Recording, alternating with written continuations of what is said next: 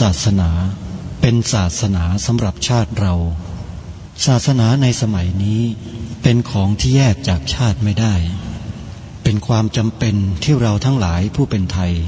จะต้องมั่นคงอยู่ในศาสนาพระพุทธซึ่งเป็นศาสนาสำหรับชาติเราพระพุทธศาสนาก็ดีหรือศาสนาใดก็ดีที่ตั้งมั่นอยู่ได้ก็ด้วยความมั่นคงของผู้เลื่อมใสตั้งใจที่จะรักษาและข้าพเจ้าพูดทั้งนี้ก็เพื่อชักชวนท่านทั้งหลายอย่างเป็นเพื่อนไทยและเพื่อนพุทธศาสนิกชนด้วยกันทั้งนั้นเพื่อความมั่นคงแห่งพระพุทธศาสนาข้าพเจ้ารู้สึกว่าได้ทำหน้าที่สมควรแก่อุปถัมภ์พระพุทธศาสนาเราจะตั้งใจรักษาศาสนาของเราด้วยชีวิตและถ้าท่านตั้งใจจะช่วยข้าพเจ้าในกิจอันใหญ่นี้แล้วก็จะเป็นที่พอใจข้าพเจ้าเป็นอันมากเพราะฉะนั้น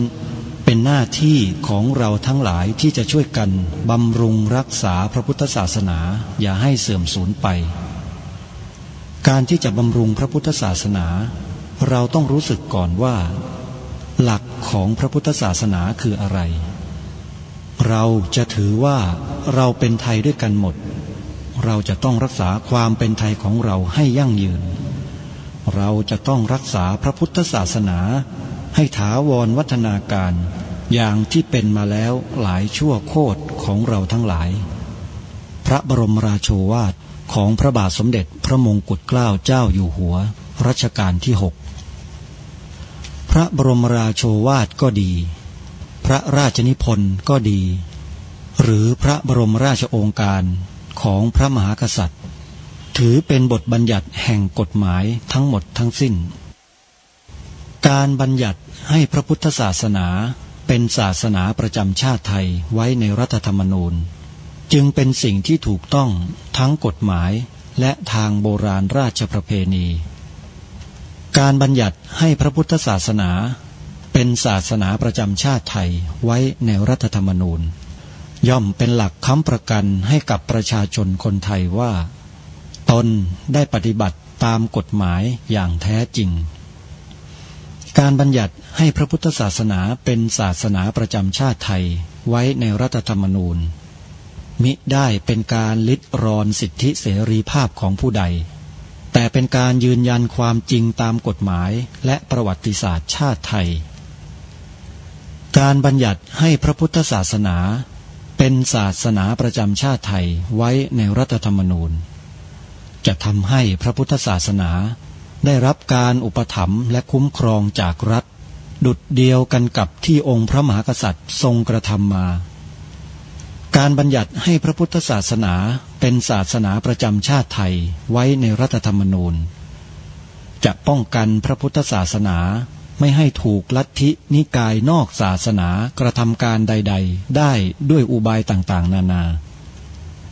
การบัญญัติให้พระพุทธศาสนาเป็นศาสนาประจำชาติไทยไว้ในรัฐธรรมนูญจะทำให้สังคมไทยมีแต่ความสุขร่มเย็นเป็นธรรมทั้งต่อคนศาสนาอื่นและคนสัญชาติอื่นได้อย่างแท้จริงแต่ถ้าไม่บัญญัติให้พระพุทธศาสนาเป็นศาสนาประจำชาติไทยไว้ในรัฐธรรมนูญในอนาคตประเทศไทยจะต้องตกอยู่ในสถานะเดียวกันกับพื้นที่3 จังหวัดชายแดนภาคใต้อย่างแน่นอนพระบรมราโชวาทพระบาทสมเด็จพระเจ้าอยู่หัวในมหาสมาคมณพระที่นั่งอมรินทร์วินิจฉัยในพระบรมมหาราชวัง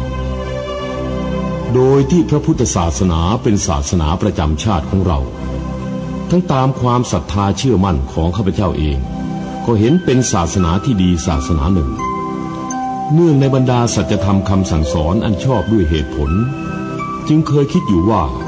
ถ้าโอกาสอำนวยข้าพเจ้าควรจะได้บวชสักเวลาหนึ่งตามราชประเพณีซึ่งจะเป็นทางสนองพระเดชพระคุณพระราชบูรพการีตามคตินิยมด้วยและนับตั้งแต่ข้าพเจ้าได้ครองราชย์สืบสันตติวงศ์ต่อจากสมเด็จพระเชษฐาธิราชก็ล่วงมากว่า10 ปีแล้วเห็นว่าน่าจะถึงเวลาที่ควรจะทำตามความตั้งใจไว้นั้นแล้วประการหนึ่ง อันหนึ่งการที่องค์สมเด็จพระสังฆราชหายประชวรมาได้ในคราวประชวรครั้งหลังนี้ก่อให้เกิดความปีติยินดีแก่ข้าพเจ้ายิ่งนักได้มาคำนึงว่าถ้าในการอุปสมบทของข้าพเจ้าได้มีองค์สมเด็จพระสังฆราชชื่อว่าวิทยุพุทธศาสนาทั่วไทยเพื่อติดตามรับฟังรายการนี้ได้ทุกวันในวันหนึ่งท่านสามารถรับฟังได้5 เวลาคือ9 นาฬิกา10 นาฬิกา11 นาฬิกา13 นาฬิกาและ1 นาฬิกาโดยสถานีวิทยุที่รวมอยู่ในแอปพลิเคชันได้นำรายการนี้ออกอากาศตามเวลาดังกล่าวในเวลา9 นาฬิกาสามารถรับฟังผ่านสถานีวิทยุ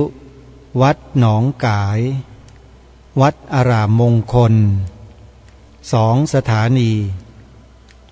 เวลา10 นาฬิกาฟังผ่านสถานีวิทยุวัดป่าจริยธรรมเวลา11 นาฬิกาฟังผ่านสถานีวิทยุวัดฝายหินเวลา13 นาฬิกาฟังผ่านสถานีวิทยุวัดบ้านปลาคูนและเวลา1 นาฬิกาฟังผ่านสถานีวิทยุวัดฝายหินได้อีกครั้งหนึ่งนอกจากนี้ท่านที่อยู่จังหวัดสุพรรณบุรีสามารถรับฟังรายการนี้ได้2 เวลาผ่านทางสถานีวิทยุ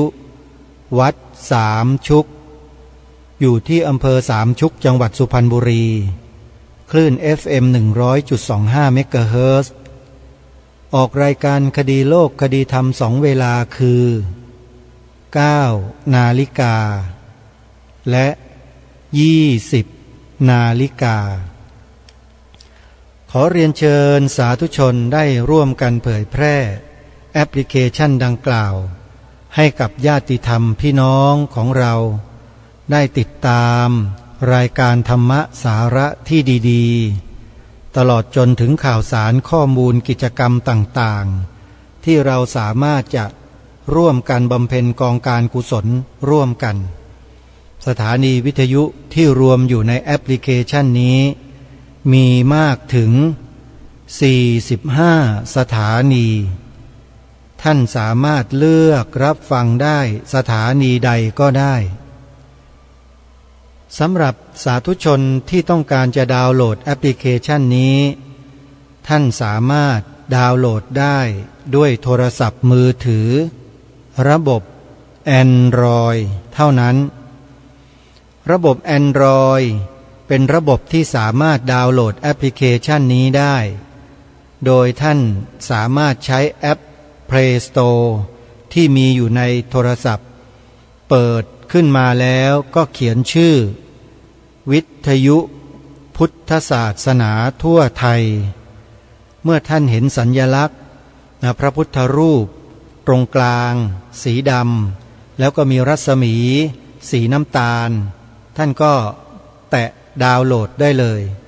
ติดตั้งให้แล้วเสร็จสถานีวิทยุ45 สถานีจะปรากฏชื่อเรียงลำดับลงไปตั้งแต่วัดป่าจริยธรรมเป็นสถานีแรกไปจนถึงสถานีสุดท้ายนั่นก็คือสถานีวิทยุพระพุทธศาสนาจังหวัดเชียงรายจะอยู่ในลำดับสุดท้ายของแอปพลิเคชันนี้เลยสาธุชนที่ติดตามรับฟังรายการคดีโลกคดีธรรมในช่วงนี้ท่านจะได้รับความรู้เกี่ยวกับวังหน้าวังหน้าถือว่าเป็นพระราชวังที่พระมหาอุปราชได้ทรงสร้างขึ้นเพื่อใช้เป็นที่ประทับของพระองค์และบริวารของพระองค์ท่านรวมถึงกองทหารที่ออกสู้ศึกสงคราม ก็จะอาศัยอยู่ในพระราชวังแห่งนี้พระราชวังวังหน้าถือว่าเป็นพระราชวังที่ใช้สำหรับป้องกันราชอาณาจักรมาแต่ครั้งโบราณกาลเกิดขึ้นมาครั้งแรก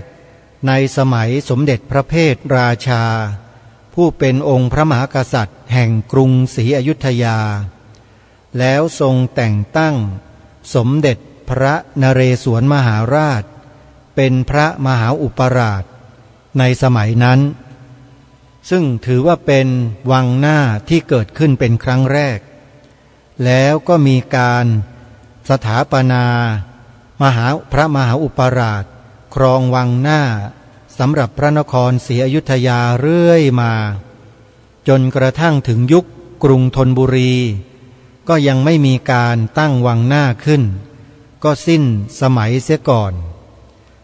จากนั้นพอมาถึงยุคกรุงรัตนโกสินทร์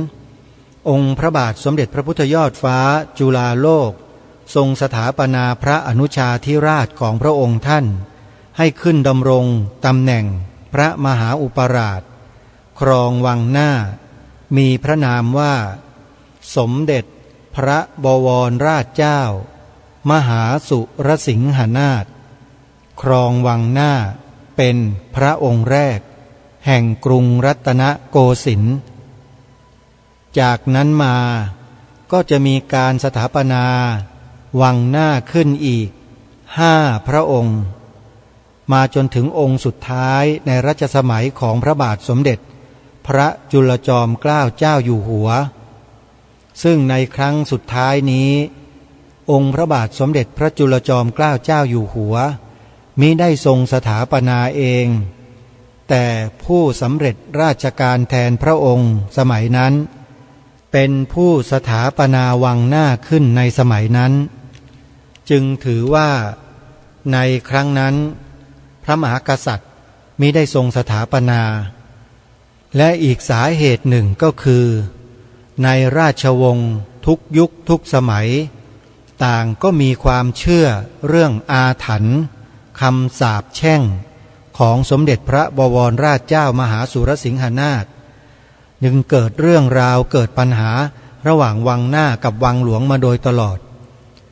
องค์พระบาทสมเด็จพระจุลจอมเกล้าเจ้าอยู่หัวรัชกาลที่5จึงทรงมีรับสั่งให้ยุบวังหน้าแล้วทรงสถาปนา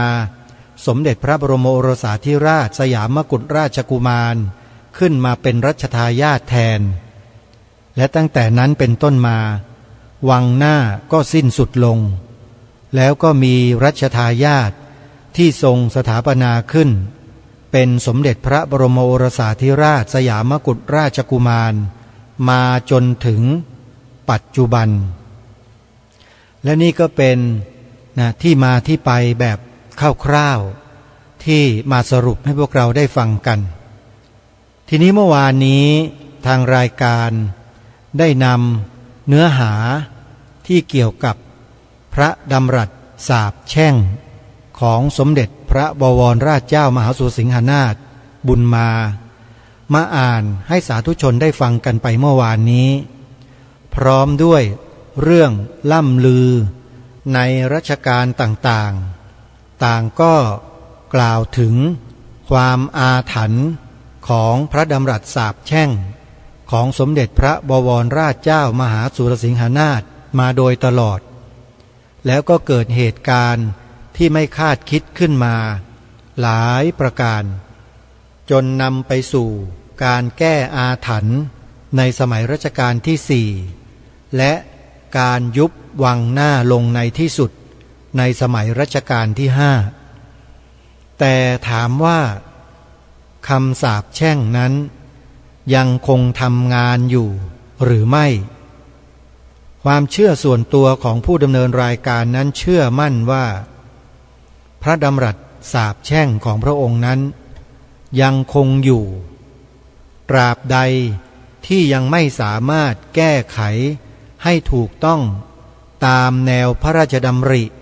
ความที่พระองค์ทรงมีความปรารถนานั้นอาถรรพ์นี้ก็ยังคงแก้ไม่หมดจะทำยังไงก็ ก็ต้องหาคนที่เป็นผู้รู้ที่สื่อวิญญาณได้ให้เขาเข้าไปในบริเวณพระที่นั่งต่างๆของวังหน้าแล้วให้เขาสื่อกับดวงวิญญาณในวังหน้าอาจจะได้ข้อมูลได้ความรู้จากสิ่งเหล่านี้เพื่อนำมาปรับปรุงมาแก้ไขให้ถูกทางสิ่งเหล่านี้ก็จะได้สูญสิ้นไปในที่สุดได้แต่ถามว่าคนในสมัยนี้ยุคนี้เขาจะเชื่อเรื่องพวกนี้กันหรือเปล่าถ้าเขาเชื่อก็ดีไปแต่ถ้าเขาไม่เชื่อการที่จะแก้ปัญหาในลักษณะดังกล่าวมันก็เกิดขึ้นไม่ได้เพราะที่ผ่านมาทำวิธีใดอย่างไรก็แล้วแต่ก็ยังไม่สามารถที่จะแก้พระดำรัสสาปแช่งนี้ลงได้ตรงนี้ทางรายการเห็นว่ามีกลุ่มบุคคลที่เขาสามารถสัมผัสกับดวงวิญญาณในปัจจุบันที่เขายังแฝงตัวอยู่ตามสถานที่ต่างๆนั้นให้เราสามารถรู้ถึงความต้องการของดวงวิญญาณเหล่านั้นได้แล้วเราทำไมจึงไม่ลองใช้วิธีนี้มาแก้ปัญหากันดูเล่าถ้าความเชื่อความศรัทธาไม่มีปัญหานี้ก็ยังคงแก้ไม่ได้แต่ถ้ามีความเชื่อและมีศรัทธาปัญหานี้ก็แก้ได้ไม่ยากแต่ขออย่างเดียวเท่านั้นดวงวิญญาณท่านต้องการให้ทำอะไรต้องทำเช่นนั้นท่านคงไม่ไปให้ไปฆ่าคนแน่นอนไม่มีการฆ่าแน่นอนแต่อาจจะให้มีการรื้อถอนสิ่งปลูกสร้างบางอย่างแล้วให้สร้างสิ่งใหม่ขึ้นมาทดแทนถ้าจะเป็นไปได้ก็คือเป็นแบบนี้แล้วทางการจะยอมหรือไม่อันนี้แหละคือปัญหาไม่ได้อยู่ที่ดวงวิญญาณเหล่านั้นแต่ปัญหามันอยู่ที่คนอาศัยอยู่ในที่ของท่านทุกวันนี้แหละคือตัวปัญหาที่ไม่ยอมโยกย้ายไม่ยอมรื้อถอนแล้วอาถรรพ์นี้ก็ยังไม่หมดไม่จบไม่สิ้นถ้าจะจบจะสิ้นต้องให้คนที่สื่อวิญญาณได้ไปสืบหาข้อมูลความจริงมาตีแผ่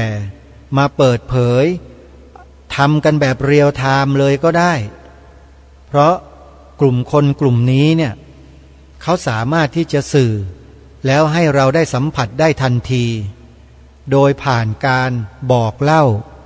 จากการที่ได้ยินได้ฟังในขณะที่เขาส่งจิตไปยังวิญญาณเหล่านั้นเรื่องนี้ถ้าใครต้องการจะรู้ต้องการจะทราบต้องการจะศึกษาดูก็สามารถเข้าไปศึกษาเรียนรู้ในคลิปวิดีโอของ YouTube ได้เลยให้ท่านเข้าไปในช่อง The Ghost Secret หรือพิมพ์คำว่าไขความลับโลกวิญญาณเพียงเท่านี้ท่านก็จะพบกับประสบการณ์ตรงๆจากคณะบุคคลเหล่านี้ซึ่งมีคนที่ชื่ออาจารย์โอเล่นี่แหละเป็นผู้สื่อวิญญาณแล้วก็ส่งต่อมายังสื่อมาถึงพวกเราให้พวกเราได้ศึกษาเรียนรู้ไปกับอาจารย์โอเล่คนนี้ด้วยถ้าใครต้องการอยากจะรู้วิธีการสื่อวิญญาณเขาทำได้จริงหรือไม่แล้วสามารถที่จะบอกกับเราในเวลาที่เขาสื่อเดี๋ยวนั้นเลยได้หรือไม่นั้นไปติดตามดูกันโยมอาตมาภาพไม่รู้จักคนกลุ่มนี้สักคนหนึ่งแล้วก็ไม่เคยที่จะพบหน้ากันด้วยแต่ติดตามการทำงานของเขามาเป็นระยะเวลากว่า3 ปีแล้ว EP คือคลิปแต่ละคลิปที่เขาออกมาทุกสัปดาห์เนี่ยมาเป็นคลิปที่175หรือ EP 175แล้วดูเท่าไหร่เราก็ไม่เบื่อเพราะเป็นการสื่อจากวิญญาณที่มีอยู่จริงในอีกมิติหนึ่งถ้าคนที่สามารถทำสมาธิ จูนสภาพของจิตคลื่นของจิตเนี่ยให้ไปตรงกับคลื่นของวิญญาณนั้นได้ก็สื่อกันได้แบบสบายๆใครไม่เชื่อก็ลองฝึกสมาธิดูก็ได้เรื่องนี้พิสูจน์ได้นะไม่ใช่พูดลอยๆให้ทุกคนหลงเชื่อไม่ใช่แต่เป็นความจริงโยมอาตมภาพหรือกระผมเนี่ยศึกษาเรื่องพระอภิธรรมมัทธสังคหะมาพระพุทธเจ้าตรัสสอนเรื่องภพเรื่องภูมิเอาไว้ละเอียดยิบเลยนะทั้งภูมิทั้งกรรมทั้งวิถีจิตทั้งอะไรต่ออะไรต่างๆเนี่ยพระพุทธองค์ตรัสสอนไว้ทุกอย่างโดยเฉพาะเรื่องภพภูมิ31ภูมิเนี่ยนะไม่มีศาสนาใดในโลกนี้ที่จะสอนได้ละเอียดถี่ถ้วนเหมือนอย่างองค์สมเด็จพระสัมมาสัมพุทธเจ้าของเราแน่นอนเพราะฉะนั้นเมื่อมีภพภูมิ31ภูมิก็ต้องมีสิ่งมีชีวิตอาศัยอยู่ในภพภูมินั้นแน่นอนและในคัมภีร์พระอภิธรรมเนี่ยท่านก็แจกแจงไว้โดยละเอียดเลยว่ามนุษย์ในโลกนี้ที่บำเพ็ญที่ปฏิบัติที่กระทำอย่างไรต่างๆเนี่ยพอสิ้นชีวิตไปแล้วก็จะไปอยู่ในภพใดภพหนึ่งใน31ภพหรือ31ภูมินั้นแหละก็มีอบายภูมิ4มนุษย์1เทวดา6รูปภพ16อรูปภพ4มีทั้งหมด31โยมก็ลองบวกดูซิว่าได้31หรือเปล่าที่กล่าวมาเมื่อสักครู่นี้อบายภูมิ4มนุษย์1เทวภูมิ6รูปภพ16อรูปภพ4รวมเป็น31ภูมิอันนี้ศึกษามาเรียนมาและทางวิทยาศาสตร์เองก็เริ่มที่จะมองเห็นบางสิ่งบางอย่างบ้างแล้วโดยเฉพาะเรื่องของมิติในจักรวาลนักวิทยาศาสตร์เนี่ยเขามีความเชื่อแต่เรื่องสสารที่สามารถเห็นด้วยตาสามารถสัมผัสด้วยหูสามารถสัมผัสด้วยจมูกคือได้กลิ่นได้ยินเสียงได้เห็นแล้วเขาถึงเชื่อแต่ถ้าใช้ญาณสัมผัสหรือใช้จิตสัมผัสเนี่ยพวกนี้หมดปัญญาไม่มีทางที่จะทำได้เพราะเครื่องมือทางวิทยาศาสตร์การคำนวณทางคณิตศาสตร์ทั้งหลายทั้งปวงเนี่ยมันไม่สามารถจะมาพิสูจน์สิ่งเหล่านี้ได้เลยมันต้องใช้แต่สภาพของจิต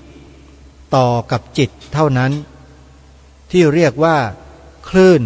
พลังงานบางอย่างที่เราสามารถฝึกฝนและพัฒนาให้สิ่งนี้เกิดขึ้นในจิตในใจของเราได้ก็อย่างที่บอกเมื่อสักครู่นี้ทำได้จริงๆใครอยากสัมผัส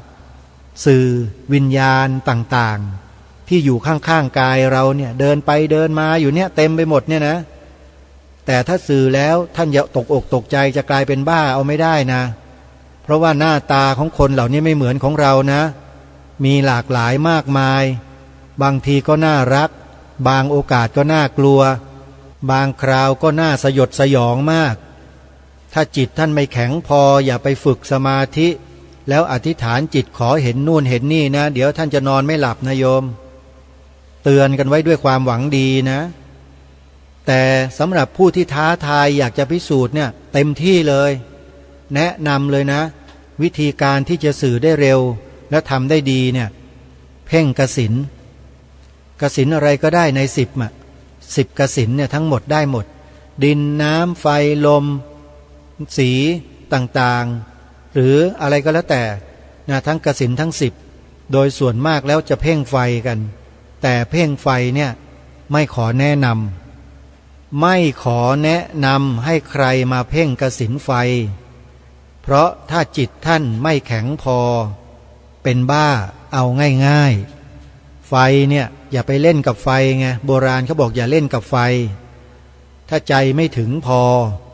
นะแต่ถ้าใจถึงแต่สติอ่อนก็ไม่ควรเล่นที่ปลอดภัยที่สุดนะที่ปลอดภัยที่สุดนะเพ่งกสิณที่เป็นสีต่างๆดีกว่าสีเขียวสีแดงสีฟ้าอะไรต่างๆเหล่านี้จะดีกว่าจะเกิดสมาธิและปลอดภัยกว่าแต่ถ้าเป็นไฟเป็นอะไรพวกนี้ อันตรายอย่าไปเล่นกับไฟ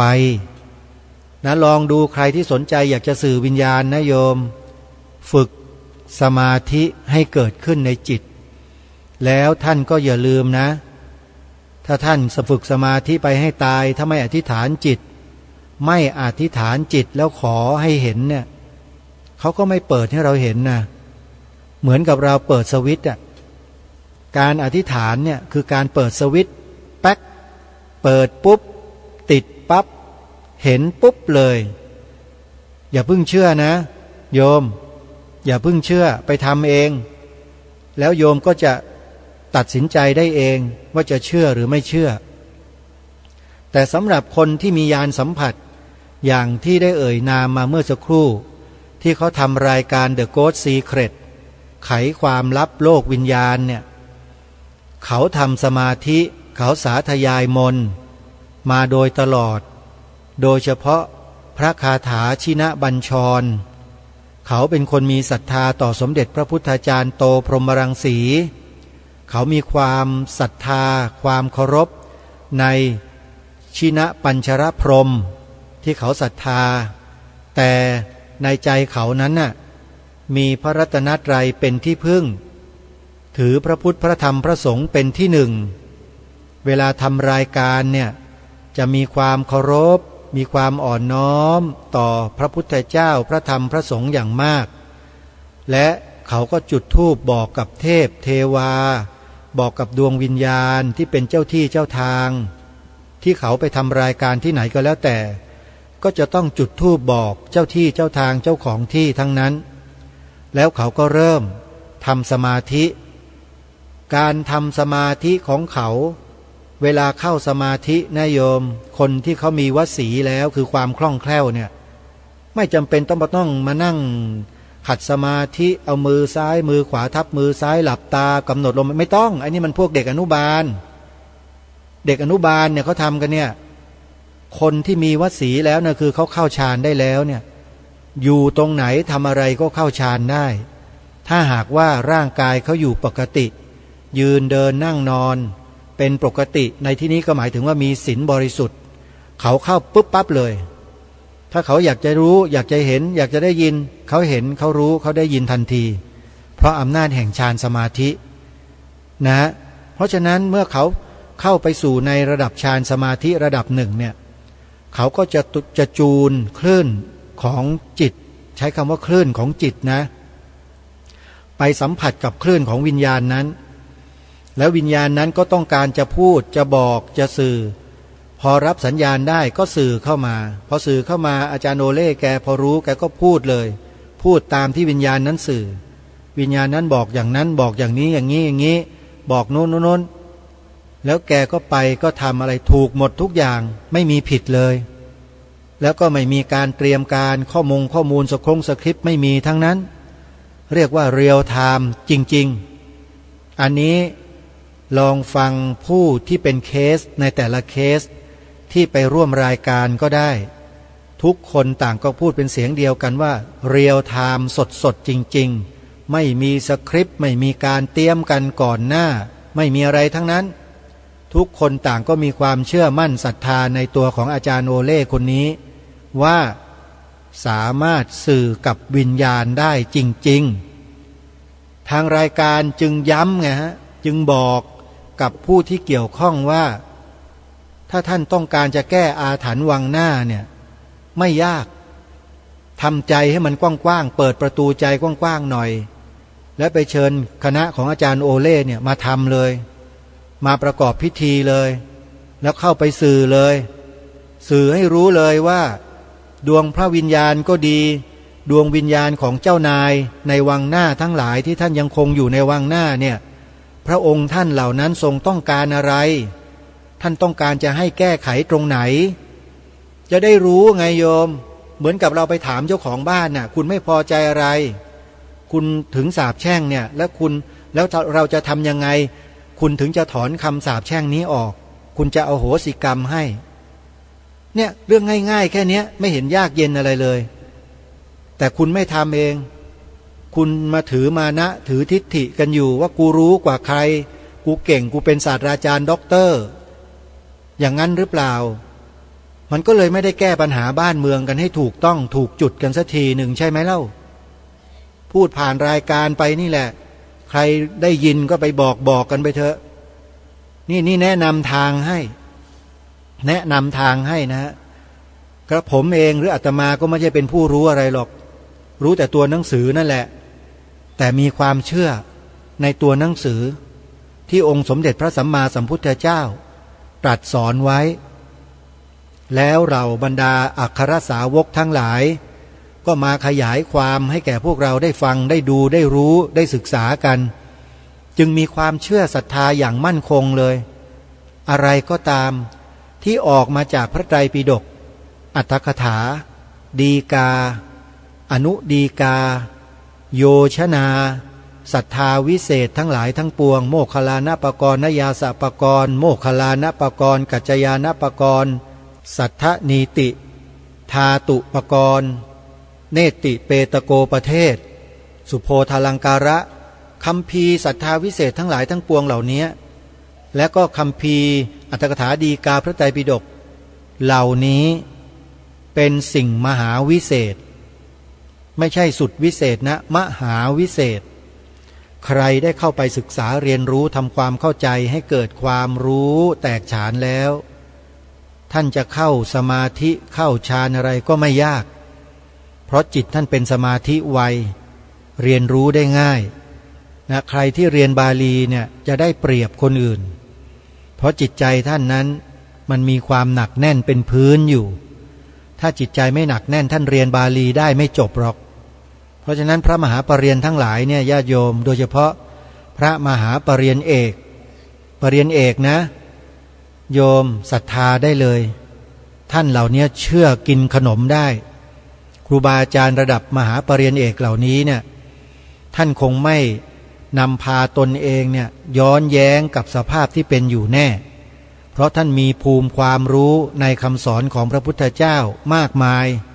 แล้วก็พร้อมที่จะพัฒนาความรู้นั้นให้สูงส่งยิ่งขึ้นไปได้อีกเยอะเลยนะเพราะฉะนั้นท่านสาธุชนทุกท่านรายการวันนี้นะก็ขอสรุปนะเนื้อหาสาระเมื่อวานนี้ที่นำมาเสนอให้ฟังกันเนี่ยเพื่อเป็นการทำความเข้าใจก่อนที่เราจะไปรับเนื้อหาในชุดต่อไปที่เตรียมเอาไว้นะสำหรับนะพระดำรัสสาปแช่งของสมเด็จพระบวรราชเจ้ามหาสุรสิงหนาถบุญมาในสมัยรัชกาลที่หนึ่งที่พระองค์ตรัสไว้แล้วก็มีการจารึกบันทึกไว้ชัดเจนในพงศาวดารว่าของใหญ่ของโตของกูดีๆของกูสร้าง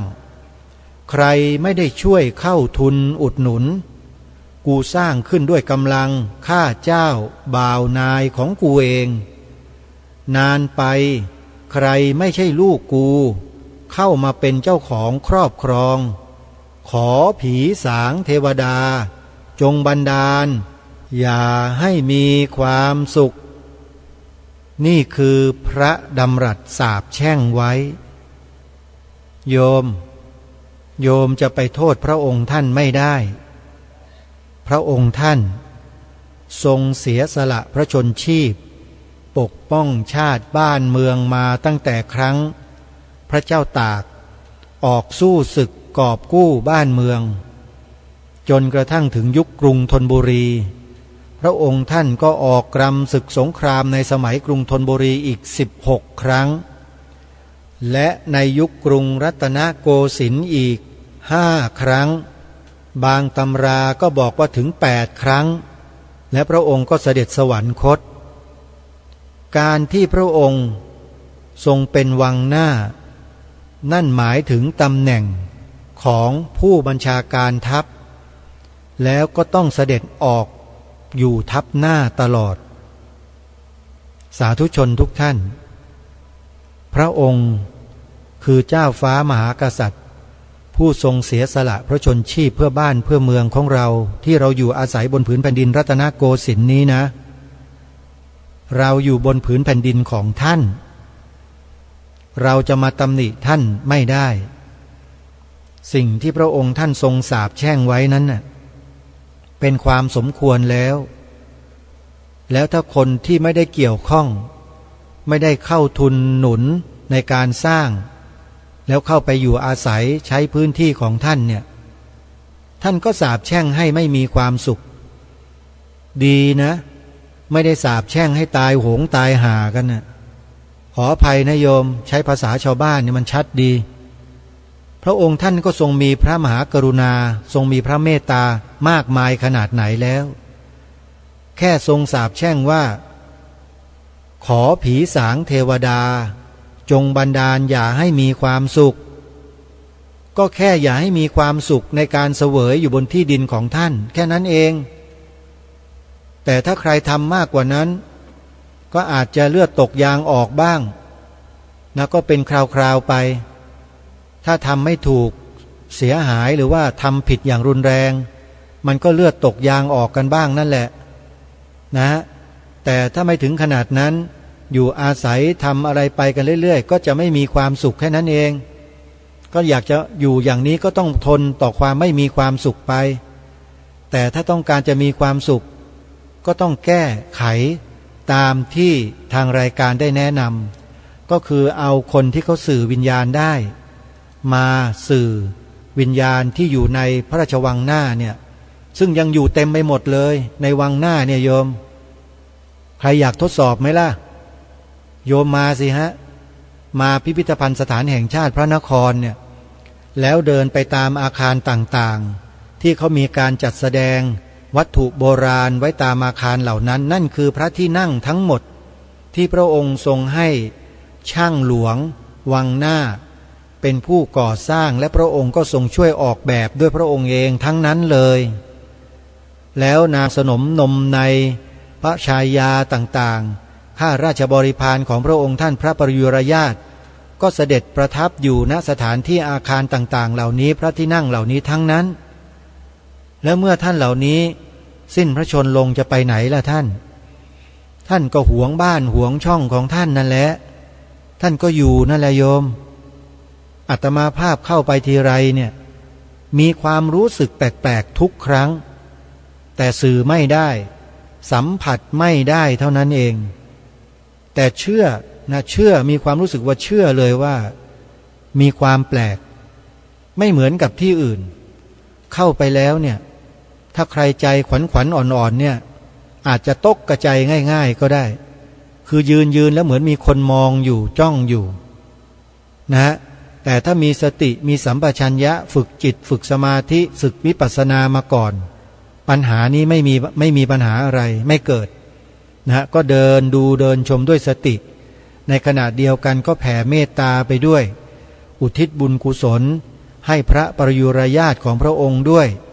ให้กับผีสางเทวดานางไม้เจ้าที่เจ้าทางผู้ที่ครองวิหารทั้งหลายเหล่านี้อยู่ให้ท่านได้บุญได้กุศลจากเราไปด้วยเราก็เดินแบบไม่ต้องกังวลอะไรนะฮะสถานที่เหล่านี้โยมลองเข้าไปดูเถอะแล้วท่านจะรู้เลยท่านจะเห็นด้วยตนเองสัมผัสได้ด้วยตนเองไม่ต้องมียานนะไปแบบธรรมดาอย่างเรานี่แหละโยมแล้วโยมจะรู้เลยนี่ยังนึกอยู่เหมือนกันว่าอาตมาภาพจะเป็นสมมุติตนเองเป็นไกด์เป็นมัคคุเทศก์พาเที่ยวพานำชมพิพิธภัณฑ์สถานแห่งชาติกันสักครั้ง2 ครั้งดีไหมโยมแหมถ้ารวมตัวกันได้สัก10 คน20 คนเนี่ยอาตมาภาพก็จะนำชมจะพาไปชมด้วยตนเองแล้วก็จะพาอธิบายอะไรบางสิ่งบางอย่างเท่าที่ความรู้ตนเองมีอยู่เพื่อให้พวกเรานั้นได้สัมผัสได้เรียนรู้ในสถานที่จริงๆกันว่าเป็นอะไรอย่างไรเพราะว่าข้อมูลเนี่ยเราหาไม่ยากนะพอมีข้อมูลแล้วก็สามารถที่จะใช้ข้อมูลนั้นแหละเล่าบอกให้กับพวกเรานั้นได้ศึกษาเรียนรู้ได้สัมผัสบางสิ่งบางอย่างที่แฝงอยู่ภายในวังหน้าในปัจจุบันที่ยังมีอาคารเก่าแก่หลงเหลือให้เราได้สัมผัสกันอยู่เหล่านั้นโยมว่าดีไหมโยมมาสัมผัสสถานที่จริงมาพบกับของจริงๆเลยของพระองค์ท่านเนี่ยซึ่งยังมีอยู่นะโยมอาคารเหล่านี้พระที่นั่งเหล่านี้ตำหนักเหล่านี้ยังอยู่นะโยมนะอาตมาภาพยังนึกอยู่นะว่าเดี๋ยวจะหาเวลาสัก1 วันเต็มๆเนี่ยเดินไปให้ทั่วเลยทุกตำหนัก ทุกพระที่นั่งของพระองค์ท่านโดยเริ่มต้นเนี่ยก็จะเริ่มที่ด้านหน้าก่อนคือพระที่นั่งพุทธไทยสวรรค์อยู่ด้านหน้าเลยโยมพระที่นั่งพุทธไทยสวรรค์เนี่ยธรรมภาพจะเข้าไปกราบพระพุทธสีหิงเพื่อไปขออนุญาตเทพเทวาสิ่งศักดิ์สิทธิ์กันก่อน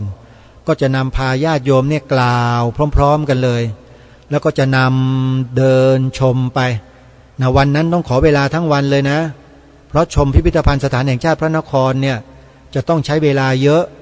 รีบร้อนไม่ได้นะโยมนะบางทีก็อาจจะให้นั่งที่สนามหญ้าร่มต้นไม้สักหน่อยนึงแล้วก็เล่าอะไรบางสิ่งบางอย่างให้ฟังคิดว่าน่าจะเป็นไปได้นะถ้าจะทำกิจกรรมเช่นนี้นะใครเห็นด้วยหรือไม่อย่างไรก็ลองตอบลองแสดงความคิดเห็นมาดูก็ได้นะโยมนะมาในแมสเสจใน Facebook ก็ได้ใครที่เป็นเพื่อน Facebook อาตมาภาพอยู่ก็ลองเขียนแสดงความคิดเห็นมาสินะเผื่อว่าจะสนใจกันบ้างอาตมาภาพคิดว่าดีนะการย้อนไปศึกษาประวัติศาสตร์ซึ่งมันไม่มีในตำราเนี่ยก็น่าจะเป็นสิ่งที่เป็นประโยชน์กับเรานะไม่น้อยก็มาก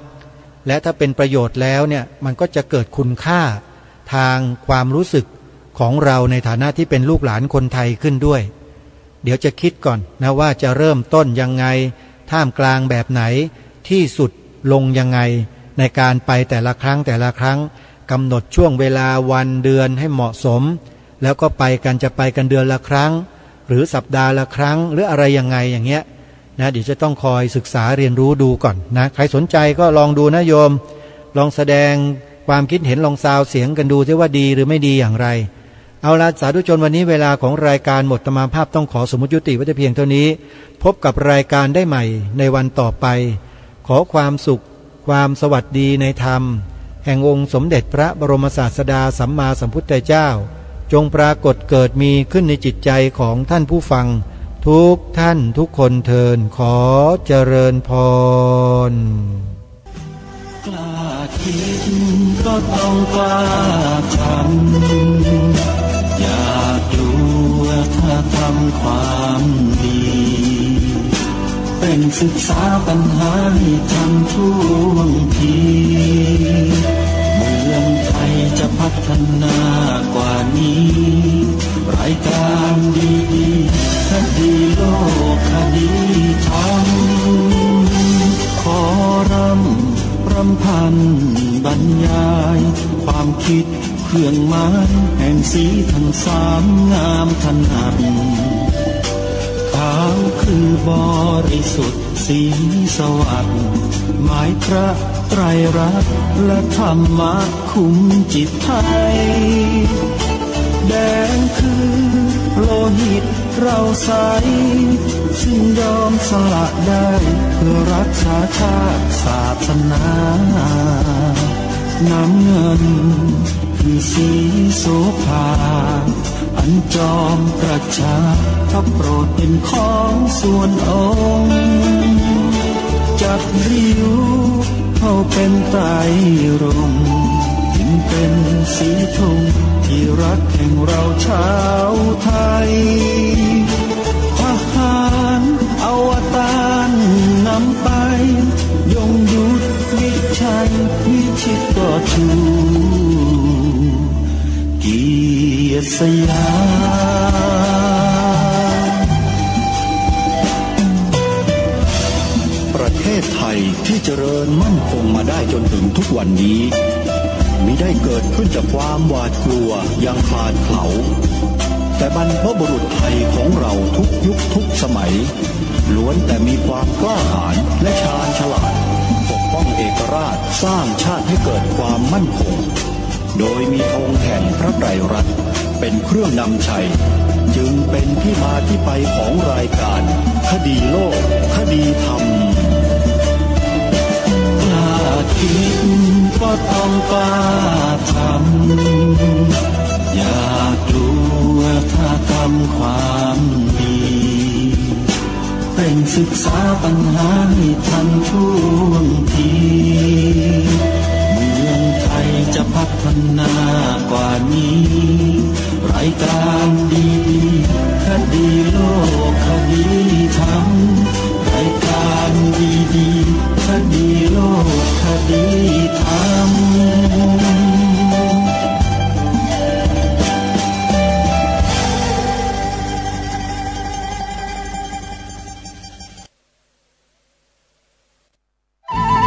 ที่จบไปแล้วนั้นเป็นรายการคดีโลกคดีธรรมดำเนินรายการโดยพระครูปลัดณรงค์ฤทธิ์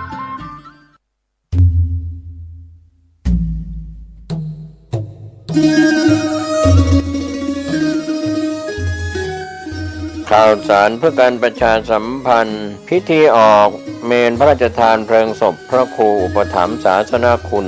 กำหนดการพิธีกำหนดงานพระราชทานเพลิงศพจัดงานระหว่างวันที่15ถึง21มกราคมพุทธศักราช2567ด้วยพระครูอุปถัมภ์ศาสนคุณพดุงนันทกะมหาเถระอดีตเจ้าวาดวัดป่าแพ่งได้ละสังขารมรณภาพไปวันที่18กุมภาพันธ์พุทธศักราช2566คณะศิษยานุศิษย์ได้จัดพิธีบำเพ็ญกุศลแสดงความกตัญญูกตเวทีถวายเป็นอาจารยบูชาน้อมรำลึกในวาระสุดท้ายและจัดพิธีบำเพ็ญกุศลออกเมนพระราชทานเพลิงศพท่านที่จะร่วมทำบุญงานพระราชทานเพลิงศพหลวงปู่พระครูอุปถัมภ์ศาสนคุณท่านสามารถร่วมทำบุญออนไลน์ได้ที่เลขที่บัญชีโอนเงินร่วมบุญธนาคารกรุงไทยสาขาท่าแพชื่อบัญชีวัดป่าแพ่งเลขที่บัญชี501020958ธนาคารกสิกรไทยสาขาโลตัสคำเที่ยงชื่อบัญชีวัดป่าแพ่งเลขที่บัญชี0798916661ติดต่อโดยตรงที่พระมหาประเสริฐพัทธจาโร0846161734ดร.กรภพศรีสัน0987839516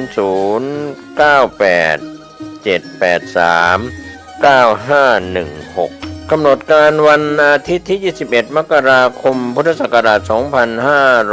2567เป็น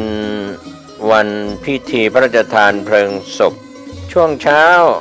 วันอาทิตย์ที่21มกราคม 8 นาฬิกาพระภิกษุสามเณรคณะศรัทธาสาธุชนพร้อมกันณโรงเรียนเทศบาลวัดป่าแพ่ง